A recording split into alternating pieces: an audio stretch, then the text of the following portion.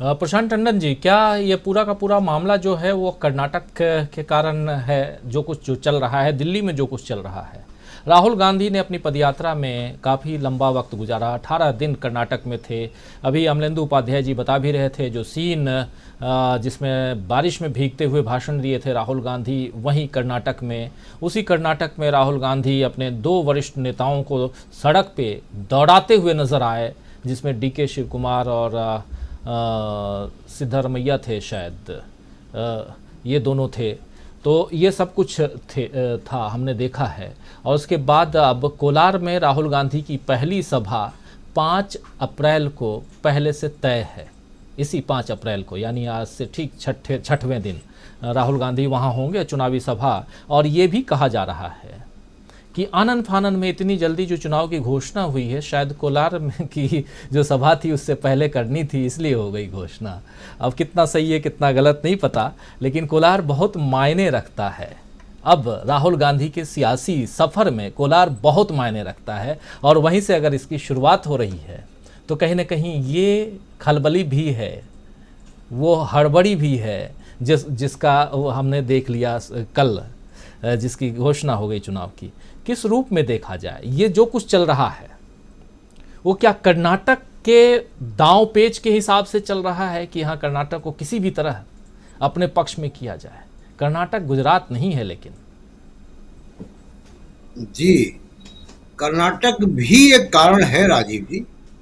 और पहले लेकिन पर ठीक है। कर्नाटक में तो इसका नुकसान होगा, और कुल मिलाकर नुकसान होगा। ये जो पूरा राहुल गांधी को संसद से निकालने का जो पूरा चला प्रक्रिया, जिसमें कि बीजेपी का एक एमएलए भी शामिल है, कोलार का भाषण, सूरत में कंप्लेंट, इसकी पूरी जो कानूनी पहलू है वो मैंने संजय हेगड़े जी से डिस्कस किया है।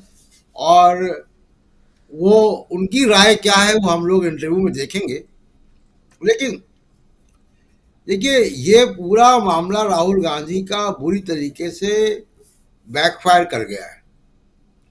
और इसीलिए आप देखिए कि बहुत ज़्यादा जो समर्थन या बयान बीजेपी के अंदर से नहीं आ रहे हैं, वो बयान आ रहे हैं जो कि दिलवाए जा रहे हैं। लेकिन वो अपने आप जो स्वतः स्फूर्त बयान आने चाहिए थे वो नहीं आ रहे हैं। बात ये कि वो बहुत ही कानूनी रूप से वो बहुत ही, जिसको कहें कि कमजोर जमीन पे खड़ा हुआ मुकदमा है वो। कांग्रेस उसमें अभी तक इसलिए नहीं गई है अपील पे, इसका एक कारण जो मुझे समझ में आता है कि वो 100 से ऊपर पेज का जजमेंट है और वो गुजराती भाषा में है। तो उसका ट्रांसलेशन होगा, और ट्रांसलेशन होने के बाद उसको वकील लोग समझेंगे, उसमें से पॉइंट निकालेंगे, और जो थोड़ी बहुत जो बातें समझ में आई हैं, जो बाहर निकल के आई हैं जजमेंट के बारे में, तो वो जजमेंट में बड़ी खामियां हैं। और ये मुकदमा कोई बहुत मुश्किल मुकदमा नहीं है राहुल गांधी के लिए। वो कैसे मुश्किल नहीं है ये हम इसी प्रोग्राम के बाद संजय हेगड़े जी के इंटरव्यू में देखेंगे। एक दो और बातें राजीव जी जोड़ना चाहता हूँ। एक तो जो जर्मनी ने बयान दिया है उसको लेकर किरण किरण रिजिजू ने भी रिएक्ट किया है। बहुत कुछ हो रहा है उस पर डोमेस्टिक पॉलिटिक्स में। उसका एक पृष्ठभूमि भी है जिसकी जिसकी चर्चा मैंने शुरुआत में की। बस मैं याद दिला दूं कि ये जर्मनी विदेश मंत्री वही हैं, जब G20 में आई थी ये, तो इनको हवाई जहाज में, जो हमेशा दूसरे विदेश मंत्रियों के साथ होता है, रेड कारपेट नहीं मिल पाया था। रेड कारपेट इनके लिए नहीं बिछाया गया था, इनके लिए प्रोटोकॉल ऑफिसर भी नहीं थे। कहा यह गया कि इनका जहाज समय से पहले लैंड हो गया। लेकिन एक, जिसको कहें कि संयोग है, वो संयोग ये है कि ये जो जर्मन विदेश मंत्री हैं, ये ह्यूमन राइट के मुद्दों पर सवाल उठाती रही हैं भारत को लेकर। ये भी एक संयोग है। दूसरा एक बड़ा बड़ा मजेदार संयोग और हो रहा है दिल्ली में, और उसको लेके एक बिल्कुल अलग तरीके का डिप्लोमेटिक वॉर भारत और इंग्लैंड के बीच में शुरू हो चुका है। वो ये कि जो इंग्लैंड के राजदूत हैं भारत में, दिल्ली में,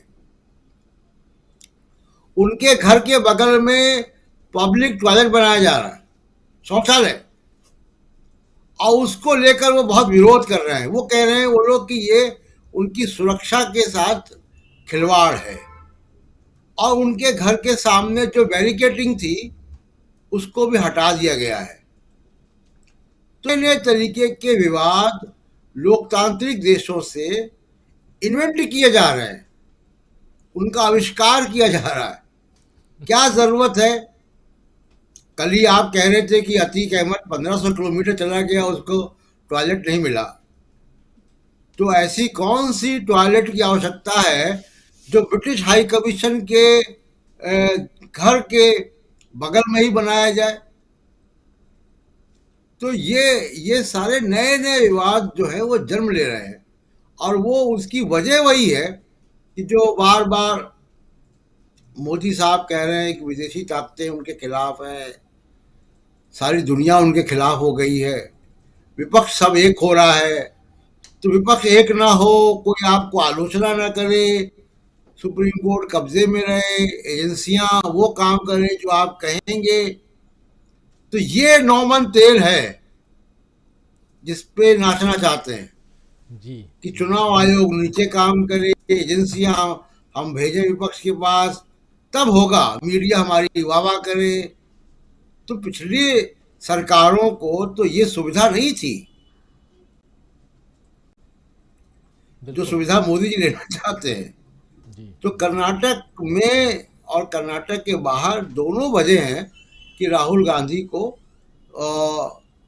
जबरदस्ती बाहर किया जा रहा है। उसका एक प्रमुख वजह राजीव जी मैं बता दूं कि जो बातें आप लोग यहाँ पे हमारे जो विद्वान लोग कर रहे हैं, देखिए मोदी साहब को अंदर से एक एहसास हो गया, और जो बच्चा पेपर लिखता है उसको मालूम होता है कि नंबर कितने आएंगे। वो ये चाह रहे हैं कि सत्ता हस्तांतरण राहुल गांधी को ना हो और किसी को हो जाए। सारी कवायद उसी बात की है राजीव जी।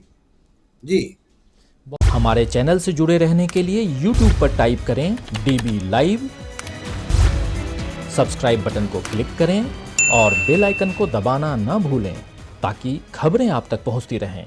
देखते रहिए DB लाइव, क्योंकि यहाँ हैं खबरें लगातार।